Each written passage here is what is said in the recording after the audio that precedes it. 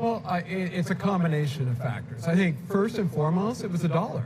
What is the definition of inflation? Too much money chasing two conditions, too few goods. The too few goods condition is still there, but we have a lot less money. Take the yen. The yen went from 100 to 150. That means in Japan, there's 50% fewer dollars to chase oil. So that's factor one. Factor two, as you point out, has to do with COVID in China. And by the way, it's big. It's worth more than the OPEC cut that, for the month of November. Just put it in perspective. And then the third factor is Russia's just pushing barrels on the market right now before that December 5th deadline for the export ban. So you put those three factors together, markets have tanked, but the medium-term outlook for 2023 is still very positive.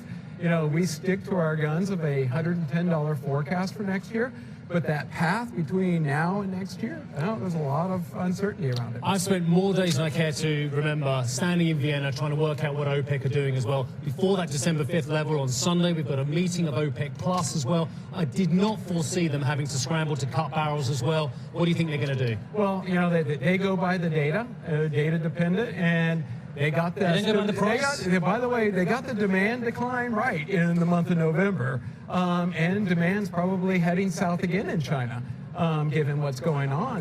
Whether it's I think the key point with China right now is the risk that you get a forced reopening. That means it'd be self-imposed lockdowns. People just don't want to get on trains, don't want to get on, go to work, and demand goes further south. So they got to deal with the fact that, hey, demand is down in China, prices reflecting it, and do they accommodate that weakness in demand? And I think that, there's a high probability we do see a cut, depending on, also you're going to get a response out of China this week as well.